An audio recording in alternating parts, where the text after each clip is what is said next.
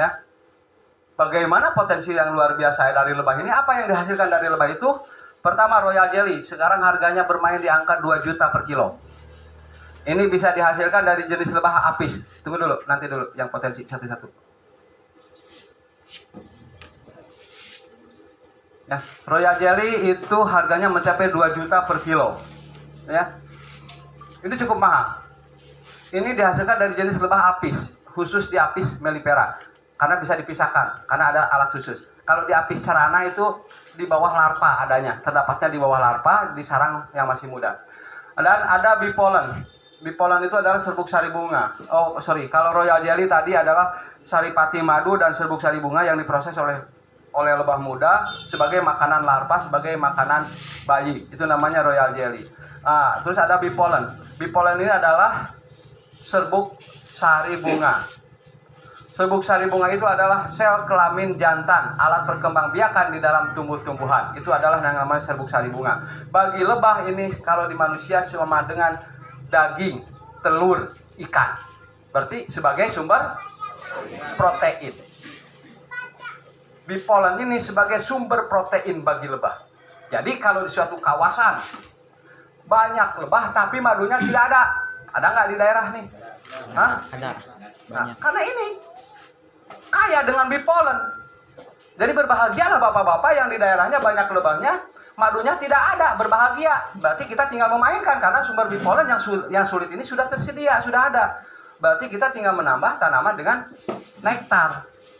Tanaman sumber nektar itu ada apa? Ada Batavia, ada Luciana, ada Santos Temon, ada air mata buaya, air mata pengantin. Itu sumber-sumber nektar. Ya, tinggal menghantam itu. Ada kaliandra yang familiar. Nah, di sini ada. Tadi saya lihat ada kaliandra di rumahnya Kang Ayut ya. Nah, namun katanya kurang disukai. Ya, kurang disukai. Nah, ini kita perlu adaptasi lagi lebah itu tersebut. Mungkin ada nektar yang lebih menarik lagi daripada itu lebahnya sendiri. Terus ada propolis. Propolis ini adalah perekat. Bagi lebah digunakan sebagai perekat untuk diapis. Kalau untuk di trigona sebagai kantung madunya. Sebagai kantung madunya. Propolis ini diambil dari resin, dari getah-getahan. Ya, sebagai perekat atau sebagai kantung madu. Terus ada madu.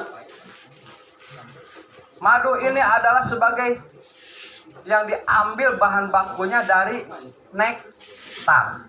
Nektar itu adalah cairan manis yang dihasilkan dari bunga.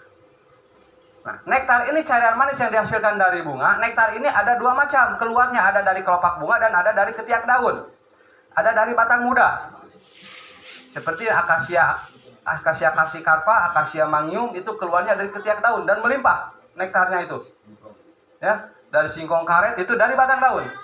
Bisa kelihatan pagi-pagi atau sore di batang daun tersebut ada semut. Itu semut lagi menunggu keluarnya cairan. Keluarnya nektar. Nektar ini diambil oleh lebah, diproses, barulah jadi madu. Dimatangkan, barulah jadi.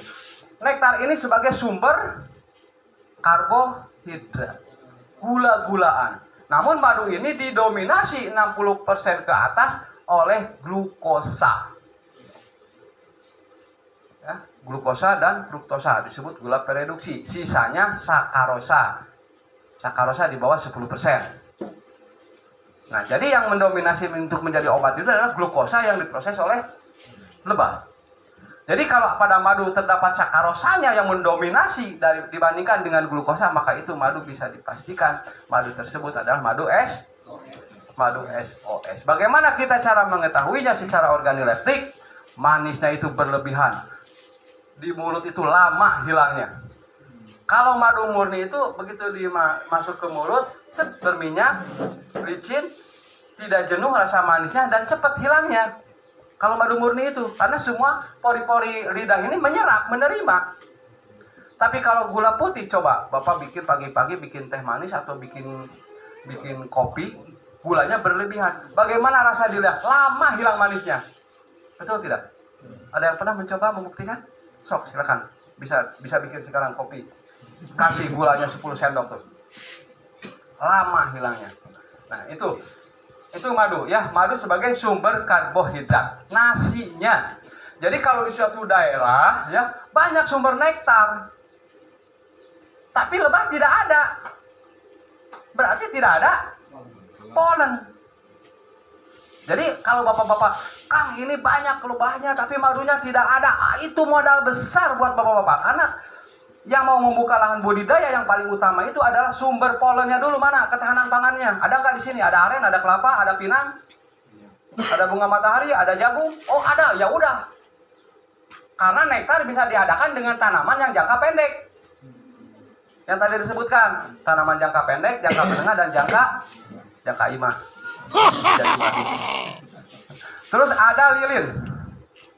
Ya. Lilin ini adalah biswek, ampas, perasan. Nah, kalau di pemain Dorsata nih, di Ayut, di Denny Odeng, pasti ya banyak menghasilkan ampas sisa perasan lilin, ya.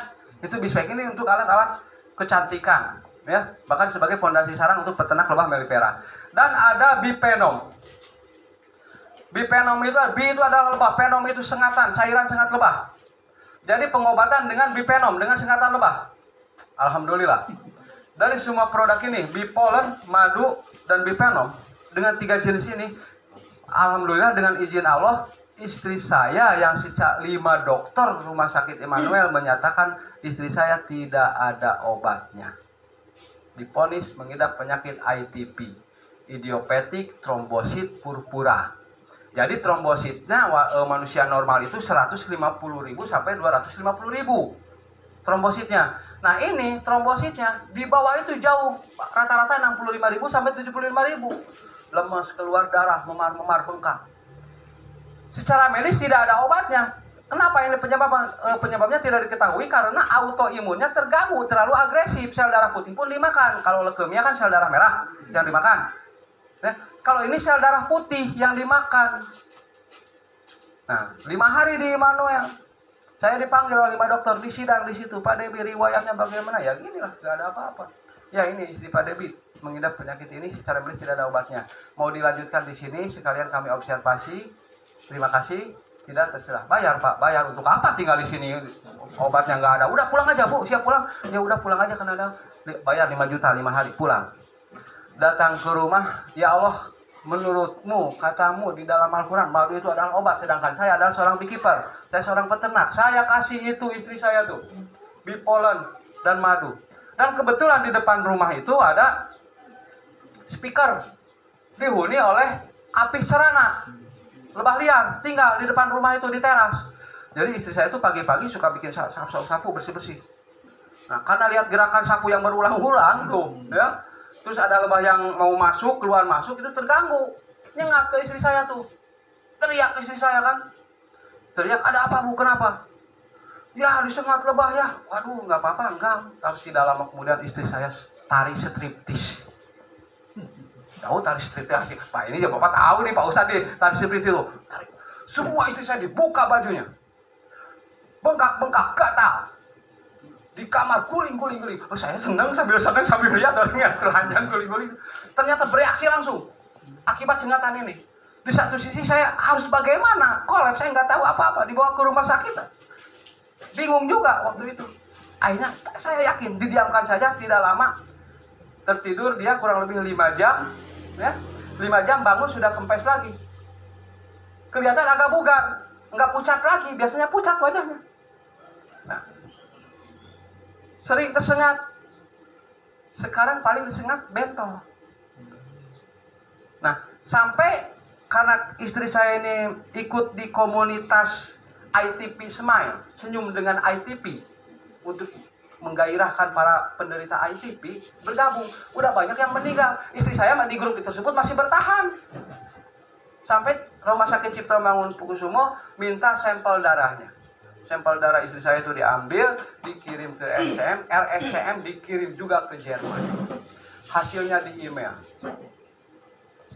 Nyonya Yeni Anggraini, Tuan Debbie Bustomi, dinyatakan negatif dari ITP, kemungkinan pasien sudah mendapatkan terapi.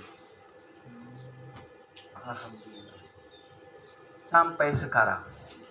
Ujian Tuhan terhadap saya sebagai beekeeper tidak berhenti sampai di situ. 2019 kan kalau ITP itu tidak boleh ada pendarahan.